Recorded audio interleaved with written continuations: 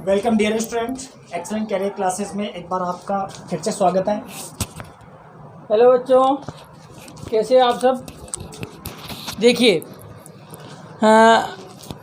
11 अगस्त को जो है आपका जवाहर नवोदय विद्यालय प्रवेश परीक्षा का जो एग्ज़ाम है वो आयोजित होने वाला है।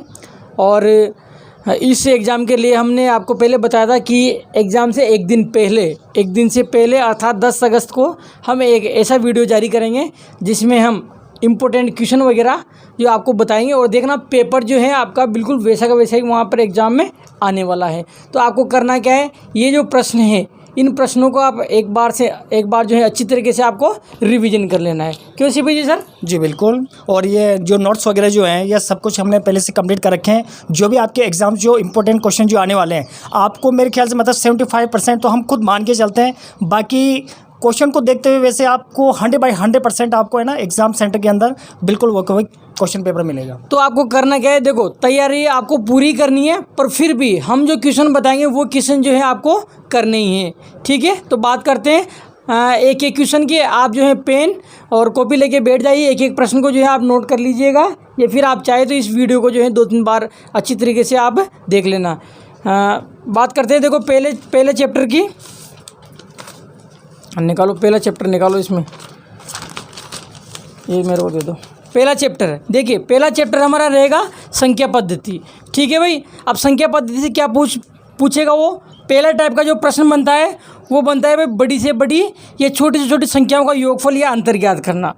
क्यों सीपी जी सर? जी बिल्कुल। हर साल जो है प्रश्न पूछा जाता है। क्या देगा वो आपको, देखिए आपको वो अंक पूछेगा भाई, अंक दे देगा भाई 4 अंकों की या 5 अंकों की या 6 अंकों की, इस प्रकार से अंक देगा और पूछेगा भाई इन अंकों से आप बड़ी से बड़ी या जो है छोटी छोटी संख्या बनाइए, और फिर उनका अंतर या फिर उनका जो है योगफल वो आपसे पूछेगा, अर्थात सम या जो है उनका डिफरेंस जो है आपसे पूछेगा। तो आपको क्या करना है, बड़ी से बड़ी संख्या बनाना आपको आना चाहिए और छोटी छोटी संख्या जो है बनाना आपको आना चाहिए, और उसका अंतर जो है अंतर डिफरेंस और उसका योग अर्थात सम जो है आपको आना चाहिए। ये जो प्रश्न है आप अच्छी तरीके से कर लेना, इस प्रकार का प्रश्न ध्यान रख लेना, एक बार ज़रूर जो है पूछा जाएगा। नेक्स्ट हम बात करते हैं इसके बाद में, देखिए सम संख्याएँ या विषम संख्याएँ या प्राकृत संख्याओं का योगफल या गुणज। देखिए आपको क्या करेगा, वो संख्याएं दे देगा कोई सी भी, या यूँ पूछेगा कि सम संख्याएं दे देगा और इनका योगफल ज्ञात कीजिए, या यूँ कह देगा कि 1 से लेकर 10 तक की सम संख्याओं का योगफल ज्ञात कीजिए। हाँ, किसी भी जी बिल्कुल। या 11 से लेकर 20 तक की जो है विषम संख्याओं का योगफल ज्ञात कीजिए, और नंबर्स। ठीक है ना, या यूँ कह देगा वो कि अभाज्य संख्याएं जो है आपके प्राइम नंबर उनका जो है आप योगफल जो है ज्ञात कीजिए। तो इस प्रकार से आपको एक प्रश्न पूछेगा वो जिसमें योगफल पूछेगा। संख्याएं कोई सी भी हो सकती है, सम संख्याएं या विषम संख्याएं या अभाज्य संख्याएं। तो इस प्रकार से देखो ये जो सभी इंपॉर्टेंट क्वेश्चन है वो आपको अच्छी तरीके से कर लेने हैं। ठीक है ना, सम संख्याएं या विषम संख्याएं या अभाज्य संख्याएं अर्थात इवन नंबर, ऑड नंबर और प्राइम नंबर या नेचुरल नंबर, इनका जो है वो आपसे योगफल पूछेगा, सम पूछेगा। ठीक है ना, तो इस टाइप के प्रश्न जो है आपको अच्छी तरीके से कर लेने हैं। आपकी जो गाइड है जिससे भी आप अपनी तैयारी कर रहे हैं उसमें आपको इस टाइप के प्रश्न मिल जाएंगे। अगला प्रश्न बताइए आप कौन सा? अंकों से बनने वाली सम विषम छोटी बड़ी संख्याओं का योग या अंतर ज्ञात करना। हाँ। इसमें देखो क्या हो सकता है, अंकों की पुनरावृत्ति हो सकती है, अर्थात इसमें क्या करेगा वो आपको अंक देगा।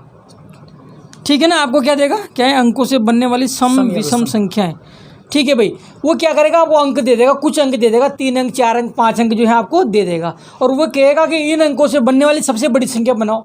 तो उन अंकों से आपको सबसे बड़ी संख्या बनानी है। हाँ। और ऐसे ही वो आपसे छोटी संख्या भी बनवा सकता है, छोटी संख्या बनाओ, सम संख्या बनवा सकता है, आपसे इवन नंबर बनवा सकता है, वो है ना, ऐसे आपसे विषम संख्या बना सकता है, वो ऑड नंबर बनवा सकता है। ठीक है ना, या क्या करेगा वो अंक कम देगा, जैसे 4 अंक दे दिए उसने और वो आपसे बोलेगा 5 अंकों की संख्या बनाओ या 6 अंकों की संख्या बनाओ, तो उसमें क्या करना है आपको अंकों की पुनरावृत्ति संभव होती है, अर्थात उसमें अंक जो है आपको रिपीट करने। इस टाइप का प्रश्न पूछेगा। या एक और टाइप होता है, वो क्या करेगा, अंक ज्यादा दे देगा, जैसे 6 अंक दे दिए, अब 6 अंक दे दिए आपको और वो कहेगा भाई 4 अंकों की संख्या बनाओ या जो है 5 अंकों की संख्या बनाओ, तो फिर आपको क्या करना पड़ेगा, 1 अंक छोड़ना पड़ेगा। जी बिल्कुल। तो इस टाइप के प्रश्न आपको आपकी गाइड में मिल जाएंगे, या जो आपकी कोई सी भी गाइड है उसके पहले देखना आप, गाइड से पहले आपको विगत परीक्षाओं में पूछे गए प्रश्न जो है 3-4 वर्षों के प्रश्न दिए हुए हो तो उसमें देखना, इस टाइप के प्रश्न आपको उसमें मिल जाएंगे। ठीक है। नेक्स्ट हम बात करते हैं, देखो संख्याओं का बढ़ता क्रम या घटता क्रम, असेंडिंग और डिसेंडिंग ऑर्डर। क्यों सीपी जी? हाँ, बढ़ता क्रम या घटता क्रम, मतलब जो ऐसे नहीं, बढ़ता क्रम जो जिसको आरोही क्रम के नाम से भी जाना जाता है, जिसको वैसे इंग्लिश में असेंडिंग ऑर्डर कहा जाता है। घटता क्रम जिसको अवरोही क्रम कहा जाता है, डिसेंडिंग ऑर्डर। तो देखो इसमें संख्याएं जो दे दी जाएगी उसमें आपको सही क्रम से करना है। आरोही क्रम आपको पता है छोटे से बड़े की तरफ बढ़ते हैं अपन, मतलब छोटे से बड़े की ओर आरोही क्रम होता है। और जो अवरोही क्रम है इसमें आपको बड़े से छोटे की ओर बढ़ना होता है। इसमें क्या करेगा वो संख्याएं, देखो जो संख्या होगी ना वो थोड़ी सी बड़ी रहेगी, इसमें बड़ी 4-5 अंकों की संख्या रहती है, 4-5 डिजिट की जो है नंबर रहेगा, और उनका वो असेंडिंग और डिसेंडिंग ऑर्डर आपसे पूछेगा, अर्थात आरोही क्रम या अवरोही क्रम, अर्थात बढ़ता क्रम या घटता क्रम आपसे वो पूछेगा। एक चीज़ और ध्यान रखनी, कभी कभी क्या करता है वो इसमें डेसिमल भी डाल देता है, दशमलव लगा देगा, बीच में से दशमलव दे देगा, और उसका भी फिर आपसे असेंडिंग डिसेंडिंग ऑर्डर पूछेगा, अर्थात घटता क्रम और बढ़ता क्रम। तो खास तौर पे तो मतलब आपको वो डेसिमल जो वाले जो संख्या देगा ना उसमें खास तौर पे ध्यान रखना है। हाँ, वो अच्छी तरीके से करना है आपको। अगला नेक्स्ट क्या है, देखिए संख्याओं के बीच में अभाज्य संख्याओं की देखिए क्या करेगा वो, आपसे ध्यान रखना, बहुत इंपॉर्टेंट क्वेश्चन है। इस टाइप का प्रश्न जो है लगभग हर साल पूछा जाता है। क्या करेगा वो, संख्या दे देगा कि 70 से 80 के बीच में, 70 से 80 के बीच में अभाज्य संख्याओं की संख्या कितनी, इस प्रकार का प्रश्न पूछेगा। और इस प्रकार का प्रश्न पूछा भी है। हाँ बिल्कुल पूछा है। और इसमें देखो जैसे कोई सी भी संख्या दे रखी है आपको, 1 से 20 तक की संख्या भी दे सकता है, तो उसमें अभाज्य संख्याओं की संख्या या अभाज्य संख्याओं की संख्याओं का योगफल भी पूछ सकते, दोनों प्रकार से दे सकता है, 2 प्रकार से दे सकता है। तो संख्या देगा भाई 10 और 20 के बीच में या 30 और 40 के बीच में 2 संख्या देगा, उनके बीच में कितनी अभाज्य संख्या बनती है, प्राइम नंबर, कितने प्राइम नंबर बनते हैं उनकी संख्या पूछेगा, भाई कितनी संख्या है उनकी, 2 है, 3 है, 4 है, 5 है, और कभी कभी उनका योगफल भी वो पूछ लेता है। नेक्स्ट हम बात करते हैं, देखिए संख्याओं का। हाँ देखिए, एक आपसे जो अभाज्य गुणनखंड पूछ सकता है, प्राइम फैक्टर पूछ सकता है, कोई सी भी संख्या दे देगा, जैसे वो लिख देगा जैसे 80, इसके प्राइम फैक्टर कीजिए, अभाज्य गुणनखंड कीजिए, इस प्रकार का प्रश्न पूछ सकता है। देखो इसमें इस क्वेश्चन में आपको एक खास तौर पे ज़्यादा ध्यान रखना है। कोई सी भी संख्या रखो और उसमें अभाज्य गुणनखंड पूछ लिया जाए तो आपका जो सीडी वाइज रहता है, आपको देखो शुरुआत जो प्राइम नंबर कहाँ से शुरू होता है वहीं से शुरुआत करनी होती है। लेकिन बहुत सी बार ऐसे वो ऑप्शन डाल देता है जिसमें आपको उल्टी फिल्टी, मतलब आगे वाली संख्या पीछे कर देगा, पीछे वाली संख्या आगे कर देगा। उस बात का वास्तव में आपको खास तौर पे ध्यान रखना है, पूरा जो है आपको ध्यान रखना है। नेक्स्ट हम बात करते हैं, देखिए विभाज्यता का नियम, ध्यान रख लेना, डिविजिबिलिटी रूल। जब अपन देखते हैं पिछले सालों के पेपर उठाएंगे तो हमें पता लगता है कहीं ना कहीं वो एक डिविजिबिलिटी रूल जरूर पूछता है। जैसे कभी 2 से पूछ लिया, कभी जो है 10 से पूछ लिया, कभी जो है 18 से पूछ लिया, या कभी 5 से पूछ लिया, कभी 3 से पूछ लिया, कभी 9 से पूछ लिया। इस टाइप से डिविजिबिलिटी रूल जो है पूछे उसने, अर्थात भाज्यता के नियम।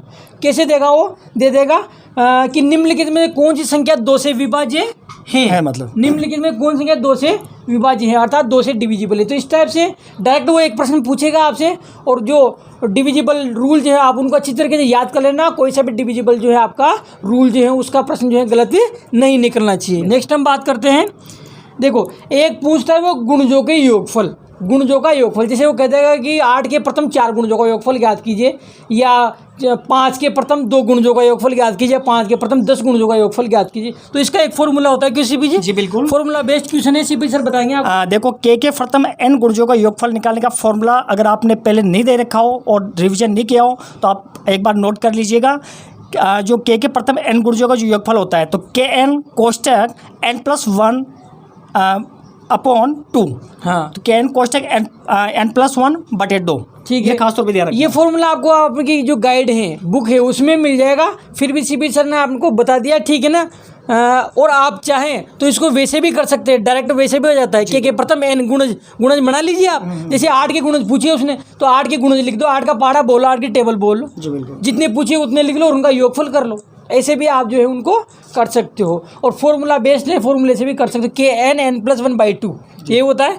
नेक्स्ट हम बात करते हैं, देखो स्थानीय मान और जातीय मान, अंकित मान भी बोलते हैं इसको। देखिए स्थानीय मान का एक प्रश्न पूछ सकते, स्थानीय मान अर्थात प्लेस वैल्यू। जी, स्थानीय मान अर्थात प्लेस वैल्यू या स्थानीय मान जो है इसका एक प्रश्न पूछ सकता है। और कभी कभी क्या कर देता है वो, कोई सा भी नंबर दिया आपको, कोई सी भी संख्या दी और उसमें एक अंक, जैसे कोई सा भी अंक, कोई सा भी डिजिट जैसे 2 बार आ रहा है तो उन दोनों का वो कभी कभी सम पूछ लेता है, योगफल ज्ञात कीजिए, या कभी कभी उनका अंतर पूछ लेगा कि जैसे कोई भी संख्या है उसमें 6 है तो 6 दो जगह आ रहा है, तो उन दोनों 6 के स्थान में मानो को अंतर पूछ लेगा जी, वो, बिल्कुल। या योगफल पूछ लेगा, ठीक है ना। इस प्रकार से पूछ सकता है वो। इसके अलावा देखिए, एक चीज़ होती है जातीय मान, ध्यान रख लेना आप। एक होती है जातीय मान जिसको अंकित मान भी बोलते हैं, और अंग्रेजी में उसको फेस वैल्यू बोलते हैं, इंग्लिश में क्या बोलते हैं उसको, फेस वैल्यू। तो कभी कभी वो जो है फेस वैल्यू या जातीय मान या जो अंकित मान है उससे भी प्रश्न जो है आपसे पूछ लेता है। ये 9 टाइप के प्रश्न जो है, पहला चैप्टर है हमारा संख्या पद्धति अर्थात नंबर सिस्टम या संख्या प्रणाली। इससे टोटल 9 टाइप के प्रश्न आपसे पूछे जा सकते हैं, ध्यान रख लेना। इस बात की गारंटी है कि इस 9 टाइप में से आपका प्रश्न जो है बाहर नहीं जाएगा किसी भी सर। जी बिल्कुल। इन 9 टाइप से आपका प्रश्न जो है संख्या पद्धति का बाहर नहीं जाएगा। नेक्स्ट हम बात करते हैं दूसरा चैप्टर लस और मस अर्थात लसप या मसप, लघुतम समापवर्तक या महत्तम समापवर्तक, इसी को बोलते हैं अपन। वैसे इंग्लिश में बात करें तो लसप जो होता है लघुतम समापवर्तक, उसको एलसीएम के नाम से जाना जाता है, और जो मसप होता है महत्तम समापवर्तक, उसको एचसीएफ के नाम से जाना जाता है। नाम से जाना जाता है। लसप अर्थात लीस्ट कॉमन मल्टीप्लायर। जी बिल्कुल। और एचसीएफ जो होता है आपका highest common factor, highest common factor भी इसको अपन बोलते हैं। देखो, इस चैप्टर से प्रश्न कैसे पूछा जाएगा, आपको क्या करेगा, वो संख्याएं देगा, 2 संख्याएं दे दी, 3 दे दी, 4 संख्याएं, इस प्रकार की संख्याएं दे देगा। वो डायरेक्ट आपसे पूछेगा भाई इनका लसप क्या होगा, इनका एलसीएम क्या होगा, ठीक है ना। या फिर उनका मसब ही पूछ सकता है, एच से भाई इनका मसब क्या होगा, क्यों सीपीजी डायरेक्ट पूछा है। हाँ बिल्कुल। पिछले सालों का पेपर उठा के देखिए आप, डायरेक्ट प्रश्न पूछा है, संख्या दे देगा, इनका लसप क्या होगा, या एच शेप क्या होगा, या इनका एलसीएम क्या होगा, ठीक है ना, या इनका मसबा क्या होगा, इस प्रकार डायरेक्ट पूछेगा आपसे वो। दूसरा जो प्रश्न है, दूसरा प्रश्न बनता है देखो घंटियों वाला, ध्यान रख लेना, घंटियों वाला या चौराहे पर बत्तियां जलने वाला प्रश्न जो है आपसे पूछेगा। वो कौन सा पूछेगा भाई, घंटियों वाला। 4 घंटियाँ या 3 घंटे इतने सेकंड पे या इतने मिनट के अंतराल पर बजती हैं। अब वो एक साथ इतने बजे बजती हैं, तो बताओ अब कब वो एक साथ बजेगी। इस प्रकार का प्रश्न जो है आपसे पूछा जा सकता है। जी बिल्कुल। और ध्यान रखना, इस प्रकार के प्रश्न में आपको लसप ही निकालना होता है। जी बिल्कुल। हाँ, घंटियाँ मतलब बजने वाला, अगर जो घंटियाँ बजने पर ऐसी सिचुएशन में आपको जो संख्या दे रखी है उसमें आपको लसप निकालना है। एक चीज़ और है, देखो आप जब उसका लसप निकालोगे, लसप निकालने के बाद देखो अगर उसने बजने वाला समय नहीं दे रखा, बजने वाला समय अर्थात वो प्रश्न में डाल देता है कभी कभी। देखो प्रश्न, इस टाइप का प्रश्न जो है 2 प्रकार से पूछा जाता है। एक बार तो क्या करेगा वो कि घंटियाँ जो है इतने सेकंड के अंतराल पर बजती है, मिनट के अंतराल पर बजती, तो वो फिर कितने समय बाद एक साथ बजेगी। तो इस टाइप के प्रश्न में केवल आपको लसप निकालना है, एलसीएम निकालना है। पर कभी कभी क्या करता है वो उसी में बजने वाला समय देता है। बजने वाला समय का मतलब यूँ है कि ये घंटियाँ माना कि 10 बजे एक साथ बजी, फिर कभी एक साथ बजेगी, फिर अब कभी एक साथ बजेगी, तो वो 10 बजे जो है वो क्या हो गया, एक तरह बजने वाला समय हो गया। तो बजने वाला समय अगर आपको वो दे देता है प्रश्न में, ध्यान रखना आप, तो क्या करोगे, जो आपने लसप निकाला है, लसप निकालने के बाद जो समय आया उस समय को अपन बजने वाले समय में जोड़ देते हैं। तो ये ध्यान रखना है आपको, प्रश्न में अगर बजने वाला समय वो देता है तो क्या करोगे आप, वो जो समय आपका आया, जो समय आया आपके लसप निकालने में जो समय आया उसको किस में जोड़ दोगे आप, बजने वाले समय में जोड़ दोगे। ये ध्यान रखना है आपको। और ऐसा ही बिल्कुल एक सेम सवाल आता है कि एक चौराहे, ट्रैफिक चौराहे जो होता है ना, एक चौराहे पर ट्रैफिक बत्तियाँ होती है, वो लाल कलर की और ट्रैफिक लाइट्स वगैरह, पीले कलर की और एक ऑरेंज कलर, रेड, ब्लू होती है, ग्रीन होती है, ग्रीन होती है, 3 बत्तियां होती है। तो इस प्रकार का बत्तियों वाला एक प्रश्न पूछा जाता है कि एक चौराहे पर 3 बत्तियां लगी हुई हैं, वो जो 3 बत्तियां हैं इतने सेकंड दे देगा, समय दे देगा, इतने सेकंड के अंतराल पर या इतने मिनट के अंतराल पर बजती हैं, ठीक है। अगर वो एक साथ इतने बजे बजी तो फिर वो कब एक साथ जो है जलेगी। इस प्रकार का प्रश्न वो आपसे पूछेगा। तो सेम सवाल है, घंटियों वाला सवाल, ये सवाल एक जैसा ही, इसमें भी आपको एलसीएम ही निकालना है, लसप। और कौन सा है, शेषफल बचने वाला प्रश्न। देखिए किसी प्रश्न में क्या करता है वो बोलेगा शेषफल, इतना शेषफल बचे, अर्थात जैसे छोटी छोटी संख्या ज्ञात कीजिए, छोटी छोटी संख्या आप ज्ञात कीजिए जिसमें संख्या दे देगा कि इनका भाग दें, तो क्रमशः 5 शेषफल बचे या 2 शेषफल बचे। इस टाइप का एक प्रश्न पूछता है ना। और एक कभी कभी बड़ी का ही पूछ लेता है कि वो बड़ी से बड़ी संख्या ज्ञात कीजिए जिसको अगर जिसको अगर संख्या दे देगा कि इन से क्या करें अपन डिवाइड करें या इन से विभाजित करें तो प्रत्येक दशा में 5 शेषफल बचे। तो इस टाइप का प्रश्न आपसे पूछा जा सकता है। देखो इस प्रकार के प्रश्न में क्या करोगे आप, सबसे पहले आपको ये डिसाइड करना है भाई सवाल लसप का है मसप का है, अर्थात आपका जो प्रश्न है वो एलसीएम वाला है एचसीएफ वाला है, ठीक है। तो सबसे पहले आपको डिसाइड करना है भाई कौन सा है। अब जब आपको पता लग जाता है भाई ये प्रश्न लसप वाला है एलसीएम वाला, तो फिर क्या करोगे आप, लसप वाले सवाल में पहले आपको एलसीएम निकालना होता है जी, ठीक है। पहले क्या करना होता है, आपको एलसीएम निकालना होता है, ठीक है। अब जब माना कि आपने एलसीएम निकाल लिया, ठीक है, एलसीएम निकालने के बाद जो संख्या है उसमें क्या करना है आपको, जो आपके पास शेषफल बचने की बात करा है उसमें उसको आप उसमें जोड़ देना। ध्यान रखना जो शेषफल बच रहा है उसको क्या करोगे आप उसमें जोड़ दोगे, यही करते हैं जी बिल्कुल। और हल्का सा मैं थोड़ा आपको और बताऊं कि देखो जैसे अगर बड़ी से बड़ी और छोटी से छोटी संख्या दे रखी है तो वैसे बड़ी से बड़ी के लिए वास्तव में मसब निकालते हैं, हाँ। और छोटी से छोटी के लिए वास्तव में लसब निकालते हैं। देखो अगर आपको छोटी से छोटी के लिए जैसे आपको पता लग गया भाई छोटी से छोटी संख्या दे रखी है तो आपको लसब निकालना है, तो इसमें सिचुएशन क्या होती है, अगर जैसे जोड़ने वाले घटाने वाली बात हो तो उसमें क्या करते हैं, आपको पहले लसब निकालना होता है और बाद में जोड़ने की बात कर रहा है तो उसमें घटा दो, उल्टा कर देते हैं, विपरीत कर देते हैं, हाँ। और मसब में क्या होता है, आपको पता लग गया बड़ी से बड़ी संख्या दे रखी है, आपको मसब निकालना है, तो उसमें आपको पहले जो बोल रखा है आपको जोड़ने के लिए क्या रखा है तो आप जोड़ो, हाँ। और घटाने के लिए क्या रखा है तो घटाओ। पहले उसमें मसब नहीं निकालना, मतलब हाँ, बाद में मसब निकालना। क्या करना है, पहले आपको वो घटाने के रहा है तो घटा दो, जोड़ने के रहा है तो जोड़ दो। पर अधिकतर मैक्सिमम सवाल में अपन ने देखा है कि वो घटाने की बात करता है, हाँ बिल्कुल। तो मसब वाले सवाल में जितने घटाने की बात करा उसको पहले से घटा दो, आप ऑलरेडी घटा दो उसको, फिर घटाने के बाद जो संख्या आएगी उनका क्या करो आप मसब निकालो, उसका मसब तो वही जो है आपका आंसर होगा। एक चीज मैं और बता दूं, सीपी सर ने बताया भी, जैसे ध्यान रखना आप 2 3 4 शब्द जो है 3 4 प्रकार से पूछता है वो, देखिए छोटे से छोटा जी, कम से कम, नीचे से नीचा, निम्नतम, और एक शब्द और ध्यान से, इन शब्दों का अगर वो प्रयोग करता है तो आपको लसब निकालना है, ठीक है ना, अर्थात लिएस्ट, ठीक है ना, इन शब्दों का प्रयोग करना है तो आपको क्या निकालना है, लसब। और अपन बात करते हैं जैसे वो बात करता है कि बड़े से बड़ा जी, अधिक से अधिक, महत्तम, ऊंचे से ऊंचा, उच्चतम, इन शब्दों की बात कर, और को एक शब्द और आएगा को, इन शब्दों का अगर प्रयोग करता है या हाईएस्ट, इन शब्दों का अगर वो प्रयोग करता है तो आपको उसमें क्या निकालना है, एचसीएफ निकालना है। ध्यान रखना है, नोट कर लेना इस चीज़ को, ठीक है।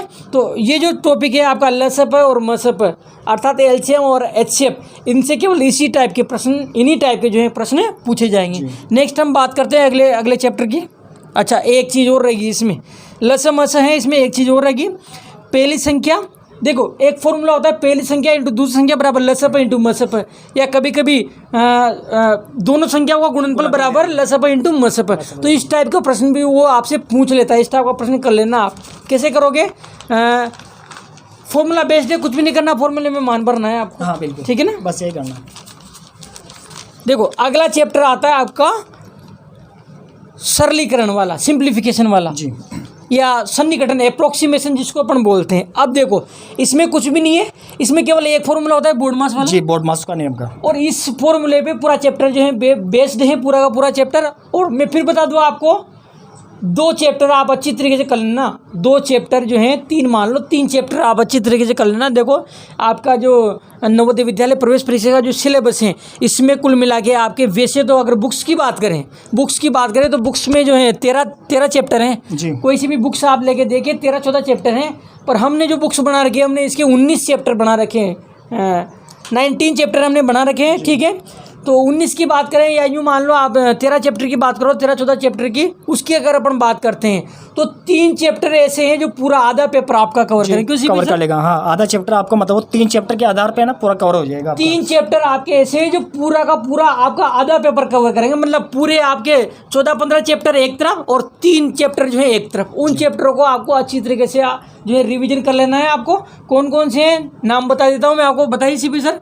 एक तो संख्या पद्धति है, नंबर सिस्टम, ध्यान रखना नंबर सिस्टम जो है संख्या पद्धति से प्रत्येक वर्ष एवरी ईयर जो है 3-4 प्रश्न पूछे जाते हैं हर साल। इसके बाद में बात करें अपन अप्रोक्सीमेशन या सिंप्लीफिकेशन जो है सरलीकरण और सन्निकटन जो वाला चैप्टर है, इससे 2-3 प्रश्न जो है इस चैप्टर से प्रतिवर्ष जो है पूछे जाते हैं, ठीक है। और एक अपन बात करते हैं भिन्न वाला चैप्टर, भिन्न अर्थात डेसिमल फ्रैक्शन या फ्रैक्शन जो है इससे पूछा जाता है। तो ये 3 चैप्टर आप अच्छी तरीके से कर लेना, दोहरा लेना, आप रिवीजन कर लेना। एक तो हो जाएगा आपका संख्या पद्धति नंबर सिस्टम में, एक सरलीकरण हो जाएगा सिंप्लीफिकेशन वाला, और एक हो जाएगा आपका दशमलव भिन्न वाला, दशमलव और साधारण भिन्न वाला, अर्थात फ्रैक्शन एंड डेसिमल फ्रैक्शन। ये 3 चैप्टर जो है इनको अच्छी तरीके से कर लेना। मैं कह रहा हूँ गारंटी के साथ आधा पेपर आपका 3 चैप्टर में से ही आने वाला है। बिल्कुल, खासतौर पे ये बात आपको जरा नोटिस करनी है। अब अपन बात कर रहे थे, देखो सिंप्लीफिकेशन में कोई ज़्यादा कुछ करना नहीं है। सरलीकरण वाले में केवल जो बोर्ड मास वाला फॉर्मूला है उसको आपको अच्छी तरीके से करना है, और बोर्ड मास वाला जो फॉर्मूला है उस पे बेस्ड सारे इसके प्रश्न हैं। अब इसमें प्रश्न हम बता नहीं सकते इसमें कौन सा प्रश्न आएगा, क्योंकि इसमें से कोई सा भी प्रश्न जो है पूछ सकता है। देखो, वैसे मैं सरलीकरण और जो सन्निकटन जो इम्पोर्टेंट जो टॉपिक बताया सर ने, जिसमें आपको बताया कि बोर्ड मास का नियम आपको खास तौर पे ज़्यादा ध्यान रखना है। पूरी जो सरलीकरण और सन्निकटन का जो टॉपिक है वो आपको बोर्ड मास के नियम के ऊपर ही आधारित है।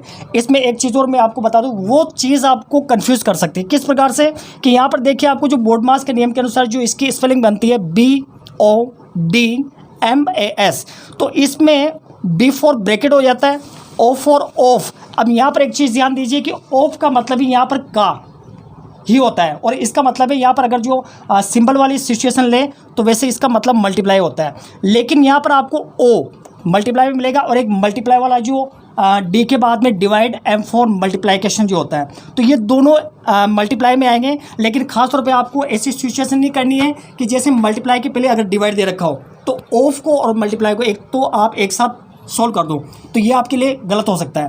तो आपको खास तौर पे ऑफ वाला पहले करना है, डी जो डिवाइड होता है उसको अलग करना है, और उसके बाद में डिवाइड के बाद में जो मल्टीप्लिकेशन होगा वो बाद में करना है। ठीक है। तो इस चैप्टर में से कुछ भी नहीं, केवल बोर्ड मास के जो नियम है उस पर बेस्ड प्रश्न आएगा, और कोई ज़्यादा इसमें कोई बड़ी बात है नहीं। नेक्स्ट हम बात करते हैं परसेंटेज वाला जो चैप्टर है, वेरी इंपॉर्टेंट चैप्टर है, ध्यान रखना अच्छी तरह से कर लेना। क्यों कर लेना? क्योंकि परसेंटेज वाला जो चैप्टर है प्रतिशत, इस पे 3 चैप्टर आपके और हैं जो इस पे बेस्ड हैं।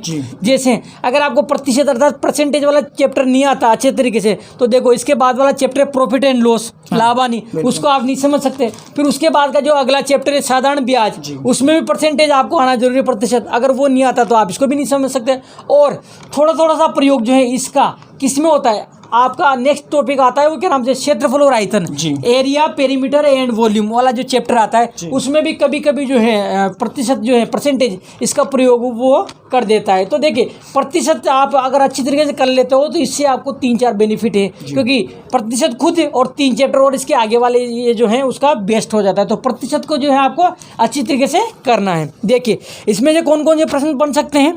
पहला प्रश्न जी, प्रतिशत का मान। देखिए एक प्रश्न तो डायरेक्ट पूछ लेगा, वो संख्या दे देगा भाई, जैसे 10 हैं या जैसे 100 हैं या 50 है, 50 का 10% का मान निकालो जी, इस प्रकार से दे देगा। वो संख्या दे देगा और उसका मान पूछेगा, परसेंटेज का मान, जैसे 50 है इसके 10% का मान निकालो, या 700 है 700 का 20% का मान कितना होगा, इस प्रकार से जो है आपको डायरेक्ट परसेंटेज का मान पूछेगा। वो कोई सा भी नंबर दे देगा और उसका परसेंटेज मान पूछेगा, भाई इसका 10% का मान ज्ञात कीजिए, इसका 10% कितना होगा, इसका 20% कितना होगा, इस प्रकार का एक तो डायरेक्ट प्रश्न पूछेगा। दूसरा प्रतिशत ज्ञात करना। देखो दूसरा जो है प्रतिशत ज्ञात करना, अर्थात प्रतिशत कैसे ज्ञात करना है आपको। देखो 2 चीज़ देगा कि एक विद्यार्थी है, उसने एक परीक्षा में 100 में से 80 अंक प्राप्त किए, या 200 में से उसने 160 अंक प्राप्त किए, 200 में से 150 अंक प्राप्त किए, तो बताओ उसने कितने प्रतिशत अंक प्राप्त किए। प्रतिशत पूछेगा कितने प्रतिशत अंक प्राप्त किए, मतलब कितना प्रतिशत है। तो प्रतिशत निकालने का फॉर्मूला सीपी सर बताएंगे क्यों जी। छोटी संख्या बटा बड़ी संख्या इंटू 100। देखो ये फॉर्मूला आपको कोई सी भी गाइड में नहीं मिलेगा, किसी भी जी बिल्कुल, ये फॉर्मूला आपको कोई सी भी गाइड में मिलने वाला नहीं है, ये खुद हमारा बनाया हुआ फॉर्मूला, किसी भी बिल्कुल। क्या फॉर्मूला है, छोटी संख्या बटे बड़ी संख्या इंटू 100, अर्थात जिसमें आपसे वो प्रतिशत पूछेगा उसमें क्या करोगे आप, छोटी संख्या अर्थात छोटा नंबर ऊपर लिखना है, अपॉन में नीचे बड़ी संख्या लिखना है, बड़ा नंबर इंटू 100 कर देना है, उसको काट देना और जो संख्या आएगी वो प्रतिशत आएगी। ठीक है।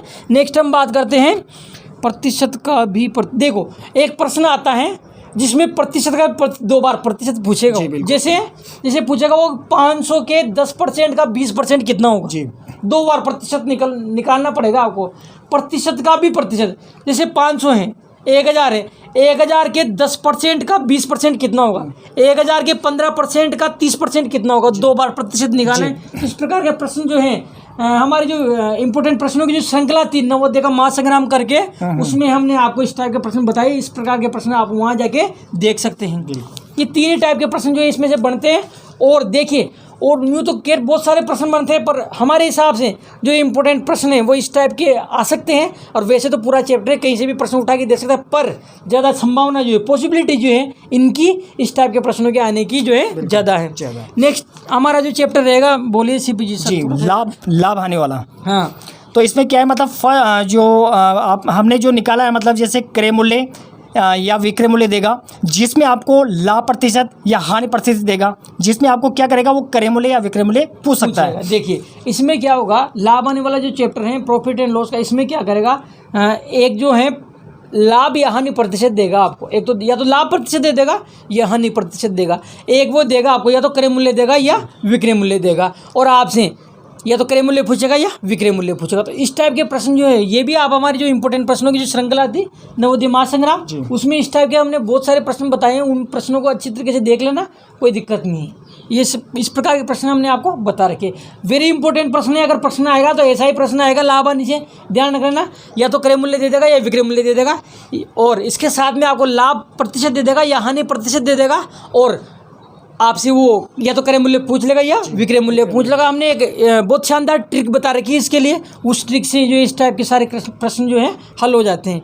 नेक्स्ट देखिए, देखो एक प्रश्न देता है वो आपको, जिसमें आपको क्रय मूल्य विक्रय मूल्य नहीं देगा वो आपको, ठीक है ना, क्रय मूल्य और विक्रय मूल्य नहीं देगा। और जैसे इस प्रकार से देगा, भाई एक व्यक्ति ने जो है आम खरीदे, ठीक है ना, जैसे 100 आम खरीदे, अब 100 आम जैसे 4 रुपये प्रति आम की दर से खरीदे, इस प्रकार से देगा वो, और उसमें से इतने आम सड़ गए, ठीक है ना, और बाकी जो बचे आम उनको जो है 5 रुपये प्रति आम की दर से उन्होंने बेच दिया, या 6 रुपये प्रति आम की दर से बेच दिया, तो बताओ उसको कितना लाभ तो हानि हुई, या उसको जो है कितना प्रॉफिट या जो है कितना परसेंट जो है हानि हुई, लॉस हुआ उसको। इस प्रकार का प्रश्न जो है वो आपसे पूछेगा, ठीक है ना। तो इस प्रकार का प्रश्न बताने का हमने बता रखा है, हमारा वीडियो देख लेना आप पुराना, और फिर भी मैं समझा देता हूँ। देखो इसमें क्रय मूल्य और विक्रय मूल्य नहीं देगा, तो आपको क्रय मूल्य और विक्रय मूल्य निकालना है। क्रय मूल्य कैसे निकालते हैं मैंने बता रखा है आपको, कि देखिए क्रय मूल्य कैसे निकालेंगे, कि कितना खरीदा और किस भाव से खरीदा, दोनों को मल्टीप्लाई कर दो, ठीक है। विक्रय मूल्य कैसे निकालेंगे, कितना बेचा और किस भाव से बेचा, दोनों को आप मल्टीप्लाई कर दो। और जब आपके पास क्रय मूल्य और विक्रय मूल्य जब आपके पास आ जाएगा, तो फिर आप कुछ भी निकाल सकते हो। क्रय मूल्य जब आपके पास है, विक्रय मूल्य आपके पास, क्रय मूल्य अर्थात कॉस्ट प्राइस, विक्रय मूल्य अर्थात सेलिंग प्राइस, जब दोनों चीज़ें आपके पास हैं तो आप कुछ भी निकाल सकते हो, कुछ भी पूछ ले, लाभ हानि प्रश्नावली से आप कुछ भी जो है ज्ञात कर सकते हैं। तो इस प्रकार का प्रश्न आपसे पूछा जा सकता है।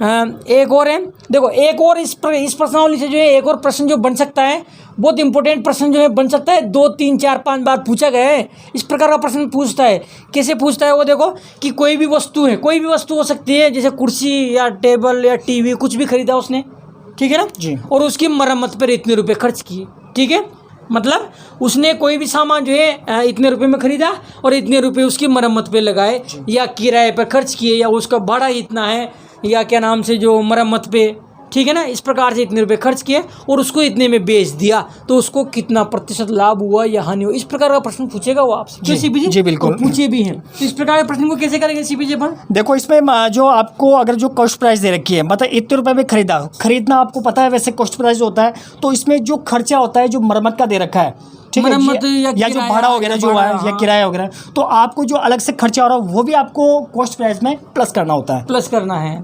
तो उससे आपके पास वो जो टोटल आएगा वो क्रय मूल्य आ जाएगा, कॉस्ट प्राइस आ जाएगी, टोटल कॉस्ट प्राइस मूल्य वो आपको देगा ही सही। जी बिल्कुल। और फिर उसमें लाभ या हानि पूछेगा, या लाभ प्रतिशत हानि प्रतिशत पूछेगा, उसमें फॉर्मूला लगा के जो है आप उसको कर सकते हो। तो इस प्रकार का प्रश्न ध्यान नोट कर लीजिए आप। इस प्रकार का प्रश्न जो है वेरी इंपॉर्टेंट है और पूछा जा सकता है, ध्यान रख लेना, बहुत इंपॉर्टेंट प्रश्न है। देखिए एक प्रश्न और है जिसमें क्या पूछता है, वो कैसे देता है, इसमें देता है वो कि उसने है ना संतरे हैं, जैसे संतरे मान लो, एक व्यक्ति ने क्या करा कि 10 रुपये के 12 संतरे के हिसाब से खरीदा, ठीक है, और उनको जो है 12 रुपये के 10 के हिसाब से बेच दिया, तो उसको कितना प्रतिशत लाभ या हानि हुई, या कितना लाभ हानि हुई, इस प्रकार का प्रश्न आपसे पूछ सकता है, ठीक है ना। तो इस प्रकार का प्रश्न आपको बता ही रखा है। हाँ बिल्कुल, वीडियो देख लेना आप, हमारे जो वीडियो हैं वो देख लेना, उसमें इस टाइप का मिल जाएगा। ऐसा प्रश्न बिल्कुल इंपॉर्टेंट प्रश्न है, ध्यान रखना, कि इतने रुपए के इतने के हिसाब से खरीदा और इतने रुपए के इतने के हिसाब से बेच दिया, बताओ उसको कितना प्रतिशत लाभ या हानि। पुराने वीडियो देख लेना, उसमें मिल जाएंगे आपको हमारे प्रश्न। इस प्रकार के प्रश्न जो हमने बता रखे हैं। नेक्स्ट चैप्टर बताइए कौन सा? नेक्स्ट चैप्टर आ रहा है आपका मतलब साधारण ब्याज। साधारण ब्याज देखो, सिंपल इंटरेस्ट। जी, सिंपल इंटरेस्ट में वैसे तो मैं बताऊँ आपको कि बहुत सिंपल क्वेश्चन आएगा। सिंपल इंटरेस्ट का प्रश्न जो होता है बहुत सिंपल होता है, कोई ज़्यादा बड़ी बात इस चैप्टर में है नहीं। फॉर्मूलेस के आधारित होगा, फॉर्मूला बेस्ड होता है, फॉर्मूला लगाया माना जाता है, सीधा सिंपल। या तो सिंपल क्वेश्चन आएगा जिसको आप कर लोगे। एक दो टाइप के प्रश्न जो है वो पूछ सकता है आपसे, अलग टाइप के मैं बता दूं।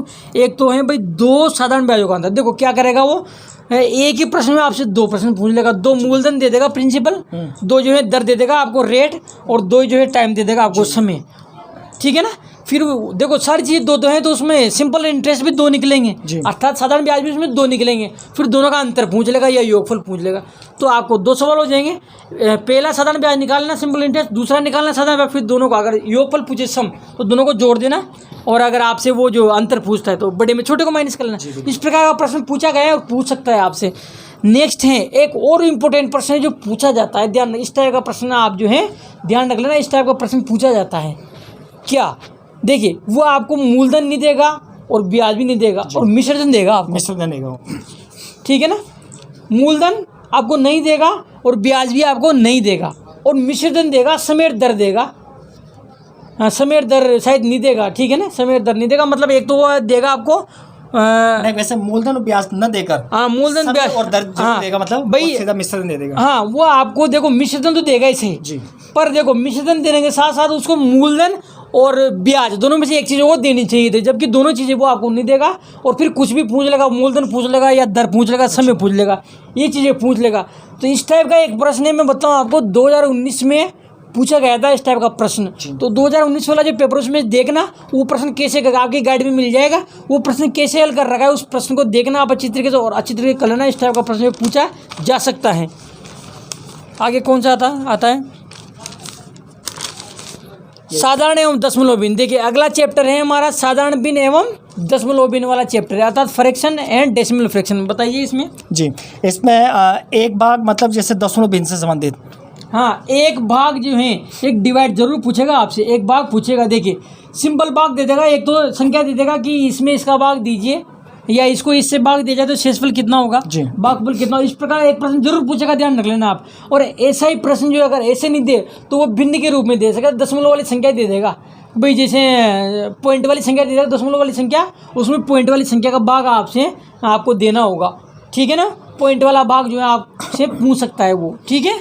और एक है भिन्नों का, देखो भिन्न देगा वो आपको, भिन्न कौन सी, अब देखो साधारण भिन्न भी दे सकता है वो, साधारण भिन्न दे देगा वो जी, कोई सी भी साधारण भिन्न दे देगा, 3-4 भिन्न दे दी। साधारण भिन्न के अलावा हो सकता है मतलब मिश्र भिन्न भी दे दे, मिश्र भिन्न भी दे दे, मिश्र भिन्न भी दे सकता है। और उसका आपको योग पूछेगा, वो भाई इसका योग कीजिए, सम कीजिए, ठीक है ना, एक तो ये। और इसके अलावा वो जो है आपसे दशमलव भिन्नों का योग भी पूछ सकता है, दशमलव भिन्न दे देगा, 4-5 दशमलव भिन्न दे देगा, उनका योगफल पूछेगा, सम पूछेगा। तो ये सारे वीडियो है आपको, हमारे जो पुराने वीडियो देख लेना उनमें सारे मिल जाएंगे। दशमलव भिन्न वाला जो चैप्टर उसमें मिल जाएगा आपको, देखना।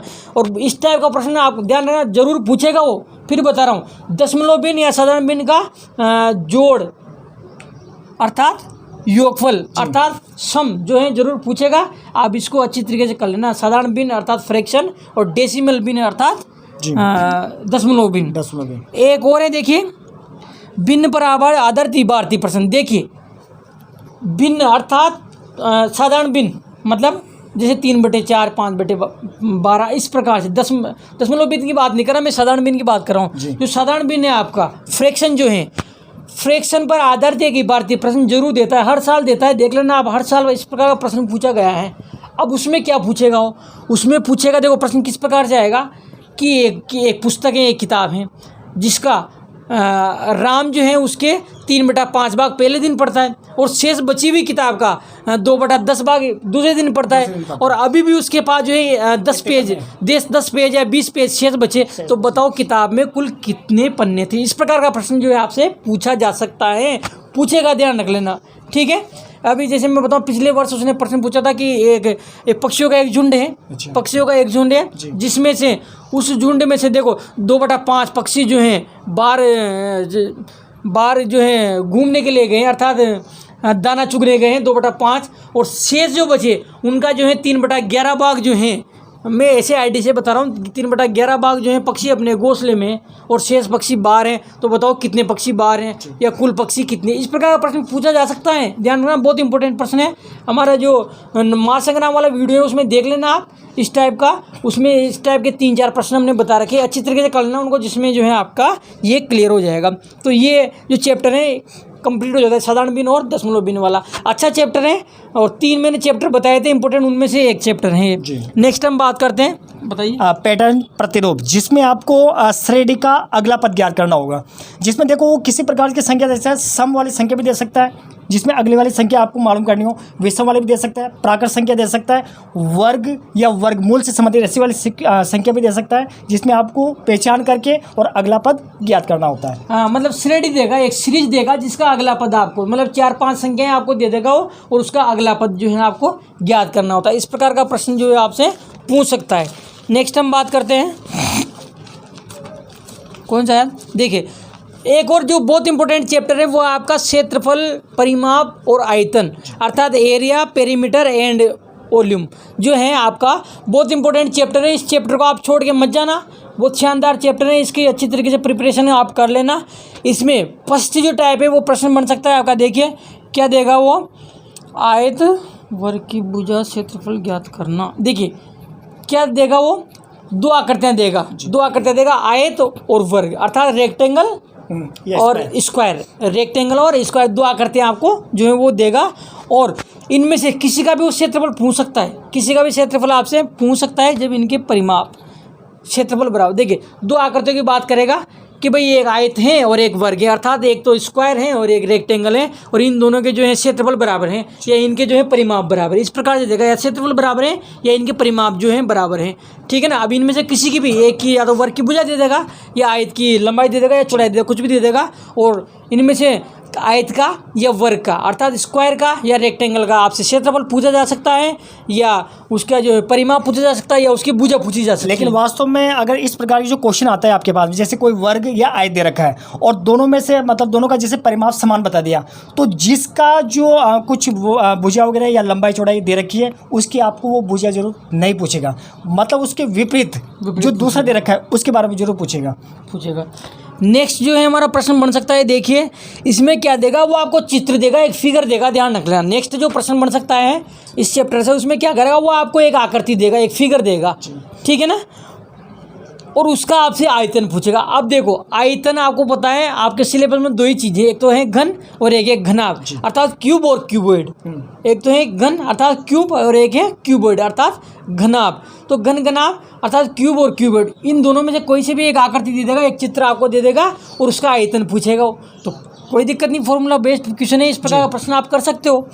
नेक्स्ट प्रश्न बन सकता है इसमें, देखिए नेक्स्ट जो प्रश्न बन सकता है वो इस प्रकार का आएगा। देखिए वो कह देगा कि एक पानी का हौज है या एक पानी की टंकी है, ठीक है ना, इस प्रकार का एक बर्तन की बात करेगा, ठीक है, और उसका जो है आपको एक तो वो देगा आयतन, क्या देगा आपको, उसका आयतन देगा, और अलग से उसकी जो है लंबाई दे देगा, उसकी चौड़ाई दे देगा या ऊंचाई।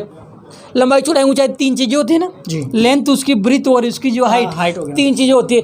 3 में से आपको 2 चीज़ें दे देगा और एक चीज़ जो बची वो आपसे पूछेगा, ठीक है ना। तो इस कंडीशन में क्या करना है आपको, जो भी चीज़ पूछी है, जो भी चीज़ पूछी आपसे, लंबाई पूछी है, चौड़ाई पूछी है, आपसे ऊंचाई पूछी है, तो इस कंडीशन में क्या करोगे आप, जो उसका आयतन है, उसका वॉल्यूम है, उसमें किसका भाग दे दोगे, जो बाकी जो 2 चीज़ बची ना, जो पूछी उसके अलावा जो 2 चीज़ बची वो नीचे वो लिख देना, मल्टीप्लाई में करके लिख के उसका भाग दे देना, जिसमें आपसे। लेकिन वास्तव में सर आप इनको हल्का सा ये भी गाइडेंस बता दूं कि वैसे आयतन जो होता है उसका वर्ग जो इकाई होती है, मतलब इकाई जो होती है, वैसे घन सेमी में आती है, घन जो लग जाता है, या तो मीटर दे रखा हो या सेंटीमीटर दे रखा हो। लेकिन बहुत सी बार ऐसे आ जाता है कि जैसे घन दे करके बच्चा समझ जाता है कि वास्तव में आयतन दे रखा है, लेकिन बहुत सी बार ऐसे 1 हेक्टेयर इस प्रकार की मतलब ऐसे दे सकता है। तो 1 हेक्टेयर मतलब यहाँ पर क्या दे रखा है, मतलब देखिए मैं बताऊँ, हेक्टेयर, हेक्टोमीटर, मीटर, सेंटीमीटर, ये सब क्या है, ये सब इकाइयाँ हैं, यूनिट्स हैं इनकी। ये एक तरीके से लंबाई जो है ना, लंबाई को मापने की ये इकाइयाँ हैं, अर्थात लेंथ जो है, लेंथ को अपन मापते हैं ना, उनकी क्या ये यूनिट है, अर्थात मीटर, सेंटीमीटर, मिलीमीटर, हेक्टोमीटर, ये जो है एक तरीके से इकाइयाँ हैं, उनकी जो है यूनिट्स हैं। तो अधिकतर मैंने देखा है, देखो इतने वर्षों से अपन देख रहे हैं, प्रश्न जो पूछा जाता है एग्जाम में वो मीटर सेंटीमीटर मिलीमीटर तक ही पूछा जाता है। वैसे अपने गाइड में मतलब एक क्वेश्चन आया था, फिर भी देखो गाइड में प्रश्न दे सकता है, कोई बात नहीं, लेकिन फिर भी अगर इस टाइप का प्रश्न अगर आता है, देखो यूनिट्स जो होते हैं बहुत सारी होती हैं, यूनिट्स जो है बहुत सारी होती हैं। हाँ, अपन एक एक यूनिट की यहाँ पर अपन क्या डिस्कस नहीं कर सकते। बिल्कुल सही। और मेरा मानना है कि इस टाइप से हेक्टोमीटर इस टाइप का प्रश्न नहीं पूछा जाएगा। जी बिल्कुल। जहाँ तक मेरा मानना है इस टाइप का प्रश्न पूछा नहीं जाएगा। प्रश्न जो आता है मीटर सेंटीमीटर किलोमीटर या मिलीमीटर तक यहाँ तक सीमित होता है। फिर भी अगर आप चाहो, अगर एक्स्ट्रा आप करना चाहो तो आपकी गाइड में पूरी इकाइयाँ दे रखी है, आप वहाँ से जो है इनको पढ़ सकते हो। नेक्स्ट कौन सा आया, देखिए एक प्रश्न और आएगा जिसमें वो आपसे है ना टाइलों की संख्या पूछेगा कि इतने गुणा इतना 10 गुणा 12 मीटर, जी 10 मीटर इंटू 12 मीटर माप का एक जो है क्या नाम से एक दीवार है या फर्श है, इसमें 5 सेंटीमीटर इंटू 4 सेंटीमीटर आकार की कितनी टाइलें लगेगी। टाइल्स की संख्या पूछ सकता है, वो नंबर ऑफ टाइल्स, अर्थात टाइलों की संख्या जो है वो आपसे पूछ सकता है। ठीक है, या कि एक फर्श है जिसमें अपने को क्या नाम से दरी बिछानी है, ठीक है ना, तो उस दरी बिछाई या उस फर्श को ढकने के लिए माप दे देगा, इस माप की कितनी आयताकार पट्टियों की आवश्यकता होगी। ठीक है, तो इस प्रकार का प्रश्न ध्यान रखना। इस प्रकार का जो प्रश्न है वो इस टाइप का जो प्रश्न है उसमें देखो वो बात करेगा क्या नाम से, इस टाइप का प्रश्न जो है 2 ही चीज़ों में पूछा जाएगा, आयत वर्ग का ही होगा। मतलब इस टाइप का जो प्रश्न होगा, इसका एक और तरीका है, मैंने वीडियो बनाया था, उसका वीडियो देखना आप, उसमें मैंने अच्छी तरीके से समझा रखा है। फिर मैं बता दूं, देखिए अगर आपके प्रश्न में 2 माप दे रखी है, अर्थात 10 मीटर इंटू 12 मीटर या 5 मीटर इंटू 4 मीटर, इस प्रकार की अगर 2 माप दे रखी है, 2 संख्याओं वाली माप दे रखी है, तो आप समझ जाना कि प्रश्न आयत वर्ग का है जी, क्योंकि 2 माप आयत और वर्ग में होते हैं। जैसे अगर आयत है तो लंबाई चौड़ाई है ना, और अगर आपका स्क्वायर है वर्ग है तो भुजा इंटू भुजा वो वाला। ठीक है ना, ये चीज़। अभी आपको करना क्या है कि अगर आयत वर्ग का प्रश्न है तो ऐसे करना है। अब अपन बात करते हैं किसी गणगणा वाले। देखो जिस प्रश्न में आपको 3 माप दे रखी है, जिस प्रश्न में आपको 3 माप दे रखी है, तो आप समझ जाना वो प्रश्न गणगणा वाला होगा। जी बिल्कुल। 3 माप किस में आती है, देखो गणाब में आती है, लंबाई चौड़ाई ऊंचाई, बिल्कुल, लेंथ जो है उसकी ब्रीथ और उसका क्या नाम से जो हाइट होती है। ठीक है ना, या अगर आपका घन है तो घन में भी 3 होती है, अर्थात भुजा इंटू भुजा इंटू भुजा। ठीक है, तो 3 अगर माप है तो प्रश्न आपका गणगणाब का होगा, और 2 माप है अगर आपकी तो वो आयत वर्ग का होगा। ठीक है, एक मिनट ठीक है ना। इसके बाद में अपन बात करें किसकी, देखो ठीक है ना, तो आपको इस प्रकार अगर समझना, अगर 2 माप है तो आप देखना प्रश्न गणगणाब वाला आयत वर्ग वाला होगा, स्क्वायर रेक्टेंगल वाला। अगर 3 माप है तो आपका प्रश्न जो है गणगणाब वाला होगा, गणगणाब वाला अर्थात क्यूबॉइड वाला जी। ठीक है ना। अब देखिए अगर प्रश्न आपका आयत वर्ग का है तो आपको आयत क्षेत्रफल में क्षेत्रफल का भाग देना है, ध्यान रखना। हाँ, अगर बताइए जी, इसमें क्या है, वैसे जरूरी नहीं है कि जैसे सर ने बताया कि वो मल्टीप्लाई में दे दे कोई संख्या है, लेकिन अगर आपको जैसे लंबाई या चौड़ाई दे रखी है या फिर लंबाई चौड़ाई और ऊंचाई दे रखी है तो आपको तो पता लग जाएगा। 2 भुजाएं दे रखी है, वास्तव में वो वर्ग और आयत से संबंधित है, और वैसे वर्ग में वो एक ही भुजा देगा, और घन और घनाभ वाली जो बात है उसमें वो लंबाई चौड़ाई और ऊंचाई से संबंधित दे देगा। लेकिन खासतौर पर ये आपको ध्यान रखना है, अगर इस प्रकार का जो क्वेश्चन आता है और संख्या ज्ञात करने वाला होता है तो इसमें वास्तव में भाग्य देना होता है। लेकिन वर्ग और आयत की बात है तो क्षेत्रफल में क्षेत्रफल का भाग देना है, और घन और घनाभ की बात है तो उसमें आयतन में नोट कर लेना इस चीज को। सीपी सर ने एक बार और रिपीट कीजिए सर इसको। जी, वर्ग और आयत वाला अगर क्वेश्चन दे रखा है तो उसमें आपको क्षेत्रफल में, मीडियम वाले बच्चे भी हमने देख रहे हैं उसको जी, अगर क्यूब और क्यूबॉइड में अगर आपको पता लग गया कि वास्तव में क्यूब और क्यूबॉइड वाला दे रखा है तो वहां पर आपको वॉल्यूम निकालनी होती है, मतलब वॉल्यूम से अर्थात आयतन में आयतन का भाग देना। जी बिल्कुल। वॉल्यूम में वॉल्यूम का जो है भाग आपको देना है। और अगर आयत वर्ग का है, स्क्वायर रेक्टेंगल का, तो क्या करना है आपको क्षेत्रफल में क्षेत्रफल का भाग, एरिया में एरिया का भाग देना, एरिया में एरिया का भाग देना है। पर एक और इम्पोर्टेंट चीज़ फिर हमारी छूट जाती है यहाँ पर, क्या देखिए, जब भाग दोगे ना तो बड़ी माप वाले को ऊपर लिखना है और छोटी माप वाले को नीचे लिखना है। प्रश्न भले से आपका गणगणाब वाला हो या आयत वर्ग वाला हो, ध्यान रखना, ये बहुत इंपॉर्टेंट चीज़ है। और अगर फिर कह रहा हूँ मैं, प्रश्न अगर पूछा जाएगा तो इसी टाइप का प्रश्न पूछा जाएगा। देखिए आगे दी गई आकृति का परिमाप। देखिए एक प्रश्न ऐसा बन सकता है, आपको क्या है, कोई सी भी आकृति दे देगा, फिगर दे देगा, उस फिगर का वो आपसे डायरेक्ट कह देगा भाई परिमाप ज्ञात कीजिए, फॉर्मूला लगा के आप परिमाप निकाल लेना। उसका वो आपसे क्षेत्रफल पूछ सकता है, भाई इसका क्षेत्रफल ज्ञात कीजिए, एरिया, तो फॉर्मूला लगा के निकाल लेना। और आपसे आयतन भी पूछ सकता है, भाई इसका आयतन ज्ञात कीजिए, तो फॉर्मूला लगा के आप उसका आयतन निकाल सकते हो। एक और ईंटों की संख्या, ये मैंने बता ही दिया। जी ईंटों की संख्या ज्ञात करने वाला। अब देखो दीवार है, उसमें ईंटों की संख्या ज्ञात करनी है, भाई कितनी ईंटें लगी, तो भाई ईंट और दीवार गणगणा वाली है, तो गणगणा वाला प्रश्न आपको भी मैं जस्ट समझा ही दिया। नेक्स्ट देखो, एक और चैप्टर हमारा रह जाता है समय चाल और दूरी।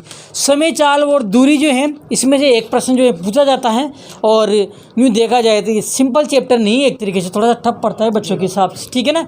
इसमें क्या करेगा, इसमें 2-3 टाइप के जो है प्रश्न आपसे पूछेगा वो। एक में तो क्या है, देखो अधिकतर मैं फिर बताऊं, इस प्रश्नावली में भी जो, इस चैप्टर में भी जो प्रश्न पूछता है, अधिकतर प्रश्न पूछता है वो आपसे जो है इसमें समय ज्ञात करने का है। जी। देखिए प्रश्न जो पूछेगा वो समय ज्ञात करने वाला है पूछेगा। हाँ, बिल्कुल। मतलब इस प्रकार से पूछ सकता है कि एक बच्चा जो है रात्रि इतने बजे सोने को गया, मतलब इतने बजे सोया, और वो बच्चा जो है सुबह इतने बजे उठा, तो बताओ वो कितनी देर तक सोया। इस प्रकार का प्रश्न जो है पूछा जा सकता है। एक प्रश्न यूँ भी पूछ सकता है वो इसी टाइप का, अर्थात एक लड़की जो है इतने बजे स्कूल जाती है, रवाना होती है, और इतने बजे जो है वो स्कूल पहुँच जाती है, तो बताओ उसको स्कूल जाने में कितना समय लगा। इस टाइप का एक प्रश्न पूछा जा सकता है, ध्यान रख लेना। आपको डायरेक्ट प्रश्न पूछ लेगा, भाई इतने बजे रवाना हो, इतने बजे पहुँचा, या एक रेलगाड़ी इतने बजे रवाना होती है, इतने बजे पहुँचती, बताओ कितने समय उसको लगा। एक तो इस टाइप का प्रश्न, 1 मिनट और हो गया, एक प्रश्न तो इस टाइप का पूछा जा सकता है। और देखिए समय ज्ञात करना, रवाना होना। देखिए एक चीज़ और है, एक चीज़ और पूछ सकता है। समय एक इस प्रकार से दे सकता है, देखो समय का फॉर्मूला क्या होता है, समय बराबर दूरी बटे चाल। जी। Distance upon speed, distance upon speed, अर्थात समय बराबर दूरी बटा चाल। तो क्या करेगा वो, आपको दूरी देगा। जी। आपको दूरी देगा और डिस्टेंस देगा, और आपको जो है वो चाल देगा। चाल अर्थात स्पीड देगा, ठीक है ना। फिर आपको क्या करना है, उस सवाल में आपको पहले तो समय निकालना है। समय निकाले, फिर उसके साथ में वो आपको क्या करेगा, वो बजने वाला समय भी देगा। जैसे लसम मसम वाले में दिया था ना, ऐसे ही इसमें क्या करेगा, वो बजने वाला समय भी देगा, ठीक है ना। फिर वो जैसे वो कहेगा कि एक रेलगाड़ी, एक बस की बात करेगा, जैसे एक बस है 10 किलोमीटर प्रति घंटे की चाल से रवाना हुई, और जो है 200 किलोमीटर उसको जाना है, ठीक है। अगर वो बस जो है 12 बजे रवाना होती है, तो वो अपने गंतव्य स्थान पर कितने बजे पहुंचेगी। इस टाइप का प्रश्न है। तो क्या करना, पहले आप समय का फॉर्मूला लगा के पहले समय निकालना, फिर उसने बजने वाला समय दिया है, जैसे 12 समय, बजने वाला समय कितना दिया है 12, तो वो 12 बजे जो है बजने वाला समय, उसमें जो समय है उसको आप उसमें जोड़ दोगे। सेम वही सवाल है, समय चाल दूरी वाला है, वो सॉरी लसम मसम वाला, लसम वाला सवाल था ना, उसमें क्या करते हैं, देखो उसमें घंटे वाला सवाल देगा, उसमें घंटे वाला या बत्तियों वाला सवाल देगा, उसमें क्या करना है, उनका लसम निकाल के समय आएगा, उसमें तो लसम निकाल के समय निकालना है। और समय चाल दूरी वाले में क्या करना है, आप समय का सूत्र लगा के समय निकालना है। फिर दोनों ही कंडीशन में क्या करेंगे, वो जो समय आएगा उसको बजने वाले समय में जोड़ देना है। नेक्स्ट कौन सा है, 2 ही टाइप के ने, हाँ बिल्कुल, 2 ही टाइप के प्रश्न है। नेक्स्ट देखिए, चित्रालेख। देखो एक प्रश्न, देखो पिछले 2 सालों से नहीं पूछे पर पूछा जा सकता है। एक चित्रालेख वाला प्रश्न पूछता है, चित्रालेख या दंडारेख वाला प्रश्न पूछता है, वो दंडारेख आपको देता है। इस टाइप का प्रश्न आपको गाइड में मिल जाएंगे। इस टाइप का प्रश्न पूछा जा सकता है, देख लेना आप। देखो इसमें कैसे कोई सा भी प्रश्न पूछ सकता है, पर इसको देख लेना आप, एक बार पूछ सकता है वो। देखिए एक प्रश्न और है, यूनिटरी मेथड बोलते हैं इसको, एक ही नियम जी, ठीक है। इसमें क्या करेगा वो, आपको बंडल या पैकेट वाला प्रश्न पूछता है। बंडल या पैकेट वाला प्रश्न जो है पूछता है। इस प्रकार के प्रश्न आपके पास गाइड होगी, गाइड के आगे पेपर दे के उसमें देखना आप। उस टाइप के प्रश्न आपको अभी तो नहीं पूछे पिछले 2 साल, पर उसके पहले लगातार उसने प्रश्न पूछा है। तो आप क्या करोगे, इस टाइप के प्रश्न के लिए आप क्या करोगे, आपकी गाइड में देखना उसमें प्रश्न दे रखे हैं किस प्रकार से। पैकेट या बंडल वाला सवाल अपन उसको कह सकते हैं। उसमें यूँ कहता है वो कि कॉपियाँ जो हैं, एक दुकानदार हैं जो कॉपियाँ हैं वो 10 रुपये का 10 कॉपियों का एक बंडल 120 रुपये में बेचता है। 10 कॉपियों का एक बंडल कितने में बेचता है, 120 रुपये में बेचता है, ठीक है। और अगर आप मान लो एक कॉपी लेते हो तो एक कॉपी वो 15 रुपये की बेचता है।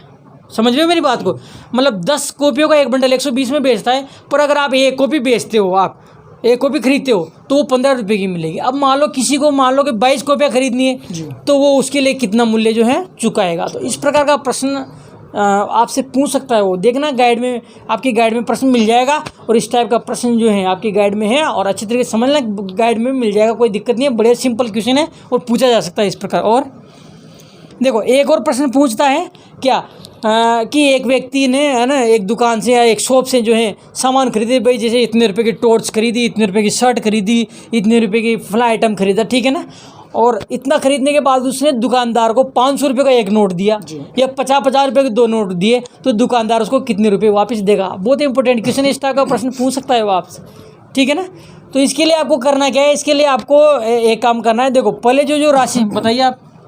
जी, जैसे बताया मतलब सर ने, जैसे कोई आदमी जो है जैसे 500 रुपये का एक नोट दिया मतलब, और उससे जो सामान कहते हैं, वास्तव में यहाँ पर आपको एक खास तौर पे ध्यान रखना है कि 500 रुपये का एक नोट दिया है या 500 रुपये के 2 नोट, तो यहाँ पर वास्तव में आपको खास तौर पे ध्यान देना है। 500 का एक नोट दिया, वास्तव में 500 रुपये हैं, और 2 नोट दिए हैं तो वास्तव में वो 1000 रुपये हो गए। तो यहाँ पर वैसे वो देगा 500 रुपये, तो आपको जो संख्या दिखाई दे रही है, तो आप उसको मतलब 500 के कितने नोट दे रहा है वो, ये खास तौर पे वास्तव में ध्यान रखने, मतलब आपको नोटों की संख्या पे ध्यान देना है। देखो पहले तो जो सामान खरीदा उनका मूल्य जोड़ लेना, उससे आपके पास कुल खर्च आ जाएगा। फिर उसके बाद में करना क्या है, देखो उसने नोट कितने का दिया, जी नोट कितने का दिया। अब देखिए अगर उसने एक नोट दिया है 500 का, तो 500 में से माइनस कर देंगे। बिल्कुल। अगर उसने 500 के 2 नोट दिए तो 500 के 2 नोट मतलब 1000 में से माइनस कर लेंगे। अगर उसने 50 रुपये के जैसे मान लो 6 नोट दिए तो 50 को 6 से गुणा कर लेना, 300 में से माइनस कर देंगे। इस प्रकार से आपको करना है और ऐसा प्रश्न पूछा जा सकता है। एक और जो है बहुत इंपॉर्टेंट प्रश्न है जिसमें देता है वो कि 3 औरतें और 4 आदमी मिलकर एक काम को इतने दिन में करते हैं। आदमी और औरतों का कंबाइंड प्रश्न आएगा, या इतने आदमी और इतने औरतें, या इतने आदमी और इतने बच्चे मिलकर जो है एक काम को इतने दिन में करते हैं, ठीक है ना। तो इतने आदमी और इतने औरतें कितने दिन में करेगी, इस टाइप का प्रश्न आपकी गाइड में मिल जाएगा और बहुत इंपॉर्टेंट प्रश्न है। और इस प्रकार का प्रश्न जो है पूछा जाएगा, देख लेना आप। इस प्रकार के प्रश्न को आप अच्छी तरीके से कर लेना। आदमी और औरतें कंबाइंड वाला प्रश्न, या इतने आदमी और इतने लड़के वाला कंबाइंड प्रश्न, ठीक है ना। अब कौन सा बचा, देखिए एक चैप्टर और है समीकरण। देखिए कोई से भी गाइड में आपको चैप्टर नहीं मिलेगा, ठीक है ना, पर हमने जो वीडियो बनाए, वीडियो जो हमने तैयार करे, उसमें हमने समीकरण पे जो है बेस्ड जो है अपने क्वेश्चन आपको बताए। समीकरण का पूरा एक चैप्टर हमने आपको समझाया। हमारे पुराने जो वीडियो वो आप देखना इस चैनल पे जाके, उसमें आपको समीकरण वाला चैप्टर मिल जाएगा। और समीकरण वाले चैप्टर में मैंने जितने भी प्रश्न बताए, एक एक प्रश्न को अच्छी तरह से देख लेना। मैं गारंटी के साथ कहता हूँ समीकरण का 1 या 2 प्रश्न जरूर पूछेगा वो आपसे, और समीकरण का जो चैप्टर है वो आपको अच्छी तरीके से प्रिपेयर जो है कर लेना है। हो गए पूरे? हाँ बिल्कुल, ठीक है। देखिए तैयारी आपको पूरी रखनी है, अपनी कंप्लीट रखनी है अपने हिसाब से। हम यूँ नहीं कहते भाई ये आएगा इसके अलावा कुछ नहीं आएगा। देखिए कुछ भी आ सकता है एग्जाम में, पर संभावना जो है, पॉसिबिलिटी जो है इनकी ज़्यादा है। मैं कह रहा हूँ 80% पेपर जो है आपका हमने बताया उसमें से ही आने वाला है। क्यों सीपी जी? एक बार सीपी जी सर और कल के पेपर के लिए आपको बेस्ट ऑफ लक कहेंगे। कल 11 तारीख है, 11 तारीख वाले पेपर के लिए बेस्ट ऑफ लक सर जो है आपको बोलेंगे। जी वास्तव में आपने मतलब ई-मित्र पे जाके या फिर अपने जो संस्थान है वहाँ से एडमिट कार्ड प्राप्त कर लिए होंगे, और आपको जो मतलब इम्पोर्टेंट जो क्वेश्चन बताए सर ने, जो बनाई है जो वीडियो वगैरह, इसमें खास तौर पे आपको इनको फोकस करके और इनका जरूर फॉलो कीजिएगा और अपनी तैयारी को और ढंग से मजबूत कर दीजिएगा। और मैं आपके जो 11 तारीख को जो पेपर होने जा रहा है उसकी जो इंस्ट्रक्शन है, दिशा निर्देश वगैरह, उनको जरूर फॉलो कीजिएगा। आंसर शीट वाला वीडियो अपना, जी हाँ, खास तौर पे आपको ज़रा ध्यान रखना है। आपने भले कितनी भी अच्छी तैयारी कर रखी हो, लेकिन वास्तव में अगर आपको OMR शीट बना नहीं आया है, उसमें मिस्टेक कर देते हो, तो आपने जितनी भी तैयारी की और जितना भी क्वेश्चन आपने सोल्व किया है वो सब बेकार हो जाएगा। तो इसके लिए हमारा वीडियो है, अब हमने पहले वीडियो बनाई दिया। जी बिल्कुल, OMR शीट बनने वाला वीडियो हमने बना दिया। इसके डिस्क्रिप्शन में देखना मिल जाएगा, नहीं तो सर्च कर लेना, इसमें मिल ही जाएगा, आपको कोई दिक्कत नहीं है। OMR शीट बनने वाला वीडियो, उसको अच्छी तरीके से देख लेना आप। तो आपके 11th जो डेट है उसके जो एग्ज़ाम होने वाला है उसके लिए मेरी तरफ से और हमारी जो संस्थान है उसकी तरफ से बेस्ट ऑफ लक। तो अपनी तैयारी को जो है आप अभी भी मजबूत रखिए। 2 दिन हो रहे, देखो मजबूत कर लीजिए आप अपने आप को खुद, ऐसा फौलाद की तरह, मतलब पेपर को फोड़ दोगे आप, इस बात का हम जो है दावा करते हैं। अगर आपने सारे वीडियो वगैरह अच्छी तरीके से देख ले तो आप जो है इस पेपर को जो है पूरा जो है हल कर पाओगे, हल कर लोगे। ठीक है भाई, मिलते हैं ऐसे ही किसी नेक्स्ट और खास वीडियो में। तब तक के लिए जय हिंद, जय भारत, धन्यवाद।